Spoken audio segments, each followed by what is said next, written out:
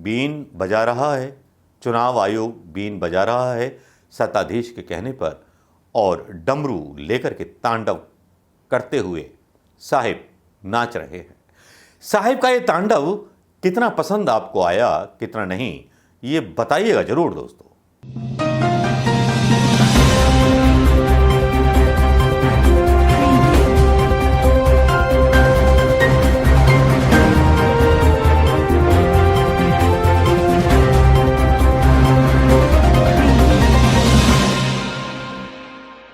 दोस्तों नमस्कार, मैं मनोज कुमार शर्मा। क्या बात कहूं तांडव की, जो तांडव प्रधानमंत्री मोदी जी ने लाशों पर कर रखा है। बेफिक्री के साथ, बेअंदाजी के साथ डमरू बजाते हुए अपना चुनाव प्रचार कर रहे हैं महादेव सरीखे। जैसे महादेव को बड़ा मजा आ रहा हो हिंदुस्तान की बर्बादी पर, जिस तरह से मजा आ रहा हो उस देश के सत्ताधीश को जो लाशों पर डमरू बजा करके एक टांग पर तांडव कर रहा हो बंगाल चुनाव में, तो वाकई में ये तो गौरव करने वाली बात है और गौरव किया भी जाना चाहिए। और गौरव क्यों ना किया जाए, गौरव करने वाली बात भी है कि प्रधानमंत्री को खुद कोरोना का डर नहीं है, लेकिन जनता जो है आती है और प्रधानमंत्री बोलते हैं, बंगाल चुनाव में जनता आती है और प्रधानमंत्री बोलते हैं कि साहब राहुल गांधी डर गए, उनका जनाधारी नहीं था इसलिए डर गए, इसीलिए उन्होंने रैली कैंसिल कर दी। चलिए साहब, माना कि रैली कैंसिल कर दी, वो लड़ भी कितने पर रहे थे, चलिए मान लिया। लेकिन प्रधानमंत्री मोदी साहब, आप तांडव करने से पहले आप उसी तरह की बीन पर नाच रहे हैं। सपेरे बीन बजा मैं तो नाचूंगी, ये गाना मुझे अनायास ही याद आ गया और इसको मैंने थोड़ा सा संशोधित कर दिया। चुनाव आयोग को आपने बोला, चुनाव आयोग तो चुनाव करा, मैं तो भाषण बोलूंगा। भाई, हमारे प्रधानमंत्री भाषण वीर जो ठहरे, प्रचार मंत्री या प्रधानमंत्री, दो प्रधानमंत्री होने चाहिए, प्रचार मंत्री या प्रधानमंत्री होने चाहिए, ये कह नहीं सकते। लेकिन आज ये साबित हो गया कि प्रधानमंत्री मोदी जी को लाशों से कोई फर्क नहीं पड़ता। कोई मरे मर जाए, कोई जाए चले जाए, एक अट्टाहस, विकराल अट्टाहस वो लगा देना चाहते हैं एक नरबख्शी शासक की तरह। निगम बोध घाट दिल्ली, इसकी तरफ मैं ध्यान ले जाना चाहूंगा आपको, अपना ये वीडियो ब्लॉग बीच में रोक करके। निगम बोध पर लाशों की संख्या, जलते हुई चिताओं को गिन लीजिए। शायद इतनी चिताएं महाभारत काल में एक दिन में ना जलती होंगी पूरे देश में, जब महाभारत काल हुआ था। जिस महाभारत की उदाहरण देकर के संघ के लोग गणनाएं करते हैं, बोलते हैं कि साहब दूरदर्शन तो आज की देन है। उस टाइम तो संजय ने हाल सुना दिया था लाइव होकर के, योग विद्या से परिपूर्ण होकर के, ग्रंथों का हवाला देते हैं। ये मूर्ख, कम से कम इतना तो बता दें कि साधु करुणा के डर से कुंभ छोड़ करके क्यों भाग गए, प्रतीकात्मक क्यों कह दिया गया। शायद नहीं कह पाएंगे, लेकिन निगम बोध पर ये जलती हुई लाशें बहुत कुछ कह रही हैं, बहुत कुछ बयान कर रही हैं।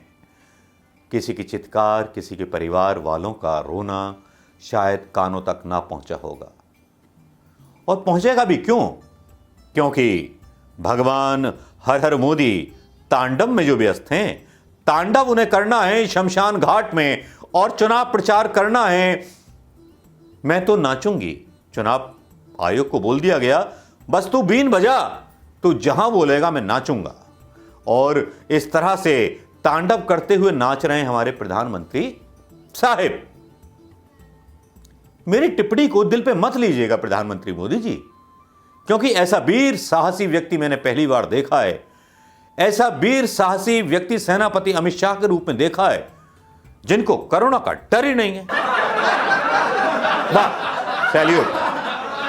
बिना मास्क के प्रचार करना, दाढ़ी बढ़ाकर। कहीं ऐसा तो नहीं कि कोई स्पेशल टॉनिक या स्पेशल अमृत आपने पी लिया हो, या स्पेशल टीका अमेरिका से मंगवा के लगवा लिया हो। भाई, पुष्टि नहीं कर सकते इस खबर की।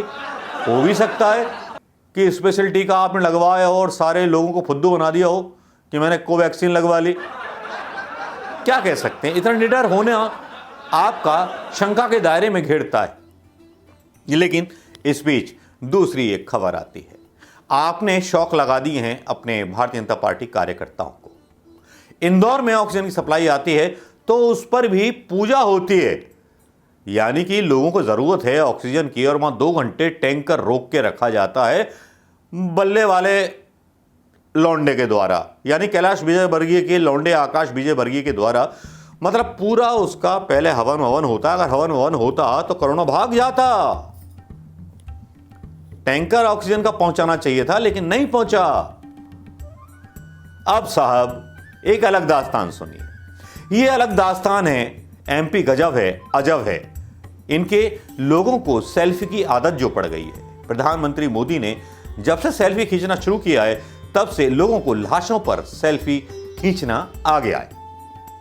जी हां दोस्तों, ऐसा ही वाकया पूर्व मेयर इंदौर के, जिन्होंने आज कुछ वाहनों को रवाना किया मुक्ति धाम जाने के लिए, उन लोगों के लिए जो लोग मर चुके हों उनको मुक्ति धाम तक पहुंचाने के लिए, यानी कि शमशान घाट तक पहुंचाने के लिए, और फोटो ऐप कर रहे थे। जरा सी भी शर्म नहीं आ रही थी कि ये दुख की घड़ी है या गम की घड़ी है। जहां वो भेज रहे थे चुपचाप ही भेज देते। इतनी हंसी करा रहे हैं ये लोग अपनी, और प्रधानमंत्री मोदी जी को इतना बदनाम करा रहे हैं ये लोग। वाकई में समझ में नहीं आता कि किस तरह और के लोग हैं और किस तरह संस्कारों में पले हैं। शायद ऐसे ही लोग होंगे जो आपसे पूछते होंगे तुमने हमारे लिए किया क्या था आज तक। दोस्तों, आज जब इस तरह का सेल्फी स्टाइल मैंने मेयर साहब का देखा तो मुझे भी लगा कि मुझे भी सेल्फी किसी मुर्दे के साथ डाल देनी चाहिए। लेकिन मुर्दा मुझे एक ही व्यक्ति नजर आया जिसका नाम था, नाम आप समझ गए होंगे, कमेंट में लिख सकते हैं। जो आदमी जिंदा होते हुए भी, सत्ताधीश होते हुए भी, देश का राजा होते हुए भी देश की जनता के साथ धोखा करे, वो मुर्दे से ज्यादा कुछ नहीं है। ये चाणक्य ने कहा है। हर आदमी गंजा जो है चाणक्य नहीं होता। बाल वाला आदमी भी चाणक्य हो सकता है। लेकिन आज जिस तरह का एक प्रदर्शन किया भारतीय जनता पार्टी के लोगों ने और प्रधानमंत्री मोदी जी का तांडव जो नजर आया, वाकई में ऐसा लग रहा था कि जैसे देश के मर रहे लोगों से कोई नाता ही नहीं है प्रधानमंत्री मोदी जी का, कोई लेना देना ही नहीं है। फिर एक चौथी तस्वीर आती है जिसमें बलसाड़, जो गुजरात विकास के मॉडल का नाम लिया जाता है, और जहां बलसाड़ में लाशें सड़ने की खबरें आती हैं। 100 से 150 से ज्यादा पोस्टमार्टम में रखी हुई डेड बॉडीज जो इंतजार कर रही है अपने क्रेमिनेशन का, वहां बदबू उठने लगती है वलसाड़ में, पोस्टमार्टम हाउस में। लेकिन प्रधानमंत्री मोदी जी डमरू बजाकर के तांडव में व्यस्त हैं।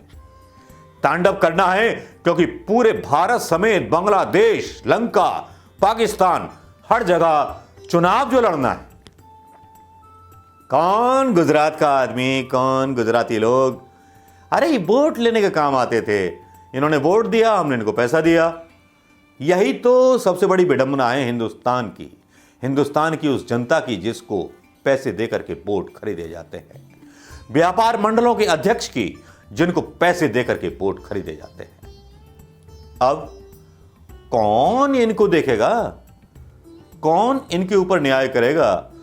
तो सपेरा बीन बजा रहा है, चुनाव आयोग बीन बजा रहा है सत्ताधीश के कहने पर, और डमरू लेकर के तांडव करते हुए साहिब नाच रहे हैं। साहिब का ये तांडव कितना पसंद आपको आया, कितना नहीं, ये बताइएगा जरूर दोस्तों।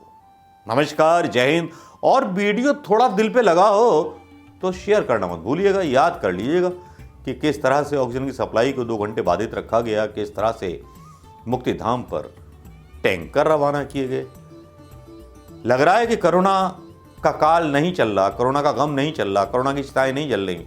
बीजेपी नेताओं की राजनीति चमक रही है, जो लाशों पर शुद्ध राजनीति करना जानती है, जो राम मंदिर में मरे हुए लोगों की राखों को भी राजनीति के भाव बेच सकती है, चंदा ले सकती है। तो वो भारतीय जनता पार्टी क्या नहीं कर सकती। आखिर लाल कृष्ण आडवाणी के चेले पक्के हैं प्रधानमंत्री मोदी जी, और प्रधानमंत्री मोदी जी के चेले भी कम नहीं है। नमस्कार दोस्तों।